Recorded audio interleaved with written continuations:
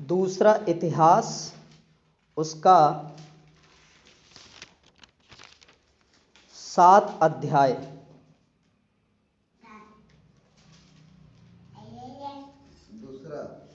दूसरा इतिहास 7 अध्याय उसके 11 वचन से मैं आपके सामने पढ़ता हूँ। यहाँ इस प्रकार से लिखा है, यूँ सुलेमान यहोवा के भवन और राजभवन को बना चुका और यहोवा के भवन में और अपने भवन में जो कुछ उसने बनाया चाहा उसमें उसका मनोरथ पूरा हुआ। तब यहोवा ने रात में उसको दर्शन देकर उससे कहा, मैंने तेरी प्रार्थना सुनी और इस स्थान को यज्ञ के भवन के लिए अपनाया है। यदि मैं आकाश को ऐसा बंद करूं कि वर्षा ना हो या टिड्डियों को देश उजाड़ने की आज्ञा दूं या अपनी प्रजा में मरी फैलाऊं, तब यदि मेरी प्रजा के लोग जो मेरे कहलाते हैं दीन होकर प्रार्थना करें और मेरे दर्शन के खोजी होकर अपनी बुरी चाल से फिरें, तो मैं स्वर्ग में से सुनकर उनका पाप क्षमा करूंगा और उनके देश को ज्यों का त्यों कर दूंगा। अब से जो प्रार्थना इस स्थान में की जाएगी उस पर मेरी आंखें खुली और मेरे कान लगे रहेंगे, क्योंकि अब मैंने इस भवन को अपनाया और पवित्र किया है कि मेरा नाम सदा के लिए इसमें बना रहे। मेरी आंखें और मेरे मन दोनों नित्य यहीं लगे रहेंगे। यदि तू अपने पिता दाऊद के समान अपने को मेरे सम्मुख जानकर चलता रहे और मेरी सब आज्ञाओं के अनुसार किया करे और मेरे विधियों नियम को मानता रहे, तो मैं तेरी राजगद्दी को स्थिर रखूंगा, जैसे कि मैंने तेरे पिता दाऊद के साथ वाचा बांधी थी कि तेरे कुल में इस्राएल पर प्रभुता करने वाला सदा बना रहेगा। Hallelujah, hallelujah. यहाँ 2 बातें लिखी हुई हैं, आप ध्यान से समझना है। सबसे पहली बात परमेश्वर का भवन के विषय में और राजा सुलेमान ने अपने लिए जो भवन बनाया उसके विषय में। हालेलुया। सबसे पहले राजा सुलेमान ने परमेश्वर के भवन को बनाया, फिर उसमें सजावट किया। हालेलुया। फिर अपने भवन को बनाया, उसमें भी सजावट किया, लेकिन दोनों में फर्क है। हालेलुया। उसने परमेश्वर के भवन को जब सजाया था तो उसमें ऐसी मणि, ऐसे हीरे, ऐसे पत्थर लगे थे जो दुनिया में और किसी के पास नहीं थे। हालेलुया।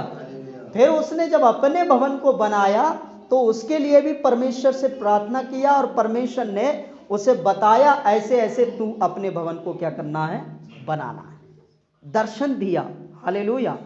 छोटी बात नहीं है, लेकिन सबसे पहली बात इसमें एक खास बात यह है कि वो जो भी काम किया पहले परमेश्वर के कार्य को किया। हालेलुया। अभी इस समय हम अपने मकान को, घर को बनाते हैं, कई तरह की सजावटें होती हैं। हालेलुया। पहले मकान को बनाया जाता है, डिजाइन लाई जाती है, पलस्तर किया जाता है, पुट्टी की जाती है, फिर और भी सजावटें रह जाती हैं। हालेलुया। जहाँ तहाँ डाइनिंग टेबल होना चाहिए, सोफ़ा होना चाहिए, बेड होना चाहिए, फूल होना चाहिए, LCD होना चाहिए, कैमरे होना चाहिए, तरह तरह की डिज़ाइनें होना चाहिए। तरह तरह के तरीक़ों से हम क्या करते हैं, अपने घर को क्या करते हैं, सजाते हैं, ताकि हमारा घर कैसा लगे, सुंदर लगे, अच्छा लगे, ताकि जो लोग देखें तो हमारी क्या करें, क्या करना चाहिए, हमारी बड़ाई करें। इसीलिए तो बनाते हैं। हालेलुया। उसी तरीके से परमेश्वर के भवन को जब उसने सजाया तब परमेश्वर ने पहले उसकी बड़ाई की। हालेलुया। किसकी? राजा सुलेमान की। हालेलुया। और परमेश्वर ने यह वादा किया, देखो साफ तौर से लिखा है, अब मेरी आंखें, मेरे कान, मेरी नजर, मेरा मन, सब कुछ यहीं लगा रहेगा। है जो कोई कष्ट में विपत्ति आएगी, टिड्डियां खा जाएंगी, देश में ऐसी अकाल परिस्थितियां आएंगी, तो यदि मेरी प्रजा के लोग इस भवन में आकर दीन होकर मुझसे प्रार्थना करेंगे तो मैं उनकी प्रार्थना को सुनूंगा और उनके पाप को क्या कर दूंगा, क्षमा कर दूंगा। हालेलुया। क्यों? क्योंकि राजा सुलेमान परमेश्वर को पहले प्रेम करता है, बाद में अपनी प्रजा को। हालेलुया। हमारे घरों में भी ऐसा होना चाहिए। घर का एक राजा होता है, जैसे मान लीजिए छत्रपाल भैया ये अपने घर के क्या हैं, राजा हैं। इनकी हुकूमत के अनुसार ही सारे काम होना चाहिए। हालेलुया। कलीसिया में राजा होता है पास्टर। हालेलुया। इनके ऊपर इनके पिताजी हैं तो वो हैं राजा, है ना।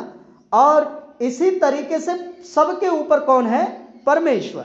तो वो हम सबका कौन है, राजा है। उसकी बात को हमें काटना नहीं चाहिए। हालेलुया। और जो बात को नहीं काटता, परमेश्वर उसे स्वर्ग दूतों के समान, सुलेमान के समान, राजा दाऊद के समान अपनी प्रतिष्ठा को फैलाता है। हालेलुया। हालेलुया। इसीलिए आज इस घर को सजाया गया है। मान लीजिए सजाने का मतलब पलस्तर कराया गया, यानी एक सुंदरता लाई गई है। तो परमेश्वर के काम के लिए इन्होंने क्या किया कि काम भी हो रहा है। परमेश्वर मैं धन्यवाद करूंगा, प्रार्थना कराऊंगा, और परमेश्वर मेरे कार्य को तू क्या करना है, सफल करना है। सफल हुआ, आज प्रार्थना हो रही। हालेलुया। तो इस तरीके से हम परमेश्वर के नाम को पहले क्या करना चाहिए, आगे रखना चाहिए। तब हमारा घर परिवार सब कुछ सुरक्षित रहता है। हालेलुया। हालेलुया। परमेश्वर का धन्यवाद हो। और देखिए 19वें वचन में लिखा है, परंतु यदि तुम लोग फिरो और मेरी विधियों और आज्ञाओं को जो मैंने तुमको दी हैं त्यागो, और जाकर पराय देवता की उपासना करो और उन्हें दंडवत करो, तो मैं उनको अपने देश में से जो मैंने उनको दिया है जड़ से उखाड़ दूंगा, और इस भवन को जो मैंने अपने नाम के लिए पवित्र किया अपनी दृष्टि से दूर करूंगा। हालेलुया। परमेश्वर पर विश्वास करने वाले लोग रीति रिवाज, पराय देवता की उपासना नहीं करना है। हालेलुया। मेरा काम उपासना देना है, प्रचार करना है, आपका काम है मानना। अगर बाइबल के अनुसार है तो उसको मानिए। हालेलुया। नहीं है तो नहीं मानिए। और अगर नहीं मानोगे, बाइबल में लिखा है उसके अनुसार नहीं चलोगे, तो आप 100% है। अपना काम तो निकालते रहेंगे हम समय समय पर। मान लीजिए कष्ट हुआ तो प्रार्थना हो गई, बीमार हुए तो प्रार्थना हो गई, चंगे तो हो जाएंगे, लेकिन जाहिर सी बात है मोहर लग जाएगी, फिर आप कभी स्वर्ग नहीं जा पाओगे, क्योंकि परमेश्वर के वचन को मान नहीं रहे हो। हालेलुया। खाली अपने काम के लिए हम क्या कर रहे हैं, प्रभु को इस्तेमाल कर रहे हैं। अगर प्रभु भी हमें इस्तेमाल करना शुरू कर दे तो हम कहाँ चले जाएंगे, नरक। हालेलुया। हालेलुया। इसलिए मेरे प्रिय लोगों, घर परिवार, राशन पानी, कमाई धमाई, ये ज़रूरत तो है, लेकिन इससे पहले आपको परमेश्वर की ज़रूरत है। हालेलुया। अगर कमाएंगे नहीं तो खाएंगे कैसे। हालेलुया। रहने की जगह नहीं होगी तो हम बरसात से और ठंड से कैसे बचेंगे। ज़रूरत है, लेकिन सबसे पहले आगे परमेश्वर की ज़रूरत है। उसकी आज्ञा को मानना है, उसके वचन के अनुसार चलना है, संसार के रीति रिवाज क्या करना है, छोड़ना है, त्यागना है। तभी तो लोग जानेंगे तुम मसीह हो, तभी तो लोग जानेंगे तुम पवित्र जन हो। हालेलुया। हालेलुया। सुलेमान ऐसे ही नहीं परमेश्वर की नज़रों में आया। सुलेमान की बड़ाई ऐसे ही नहीं हो रही है। हालेलुया। आज कोई मसीह जन अगर उपवास करता है, घर में हर काम को प्रभु का नाम लेकर करता है, तो वो ऐसे ही नहीं चर्चे में आता है, उसकी गवाहियां दी जाती हैं। फला आदमी देखो, फला विश्वासी देखो, फला काम किया, प्रभु को पहले याद किया, प्रभु के लोगों को याद किया। हालेलुया। जब हम ये काम करते हैं तो परमेश्वर भी प्रसन्न होता है। हालेलुया। सबसे पहले हमें क्या करना है, परमेश्वर को प्रसन्न करना है। दुनिया तो देखती रहेगी, दुनिया खुद चकित में रह जाएगी, ये हो कैसे रहा है। हालेलुया। अकेला व्यक्ति इतना काम करके ऐसा कर कैसे रहा है। हालेलुया। क्योंकि एक परिवार को पालकर और घर को बनाना आसान बात नहीं है। हालेलुया। एक बड़ा से बड़ा बिजनेसमैन जल्दी अपने घर को नहीं बना पाता, लेकिन जो परमेश्वर पर विश्वास करता है, परमेश्वर के वचन के अनुसार चलता है, तो परमेश्वर उसके कार्य को सफल करता है। हालेलुया। हालेलुया। हालेलुया, परमेश्वर का धन्यवाद हो। और एक जगह परमेश्वर का वचन लिखा हुआ है, मैं ऐसे ही बता देता हूं। बाइबल में लिखा है, एक व्यक्ति ने, दो व्यक्ति मान लीजिए, वैसे एक व्यक्ति के विषय में लिखा है, किसी ने चट्टान पर घर बनाया और एक ने बालू पर। हालेलुया। चट्टान का मतलब है यीशु मसीह के नाम को आगे रखकर उसने घर को बनाया। हालेलुया। दो घर हैं, एक परिवार और दूसरा ये मकान। हालेलुया। अगर दोनों यीशु मसीह के नाम को आगे रखकर बनाए गए हैं तो उसमें कभी दरार नहीं पड़ेगी, प्रेम रहेगा। चाहे कितने भी शैतान तोड़ने की कोशिश करे वो टूटेगा नहीं।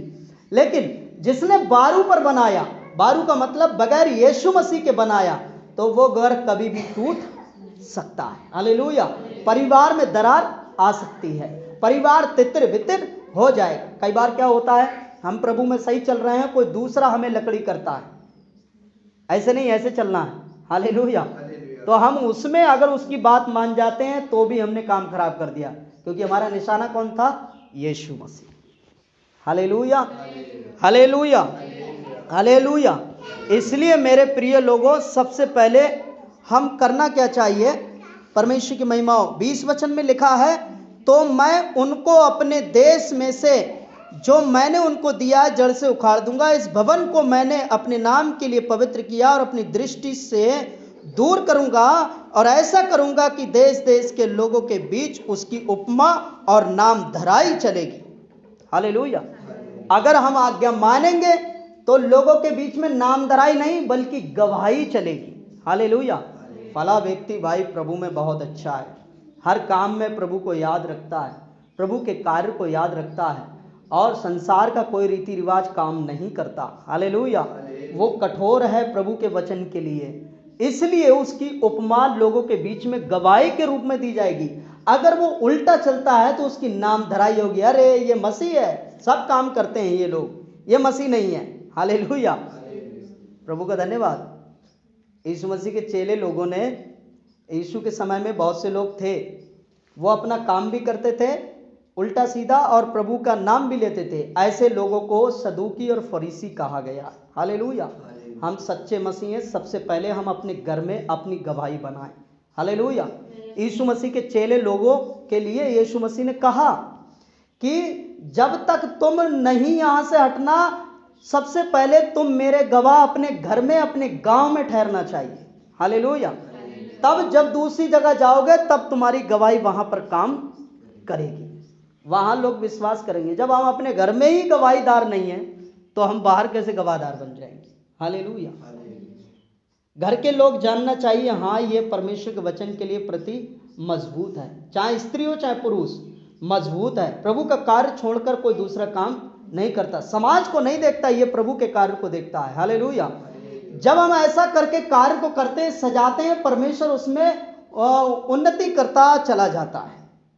हालेलुया, प्रभु की महिमा हो। आज परमेश्वर ने इस घर को बनाया, सजाया, आने वाले समय में और भी इसमें सजावट की जरूरत है। हम प्रभु में आगे बढ़ें, वचन में आगे बढ़ें, प्रभु का नाम लेकर प्रभु और भी आपको और ज्यादा आशीषित करेगा। प्रभु का धन्यवाद। हालेलुया। हम लोग प्रार्थना करेंगे।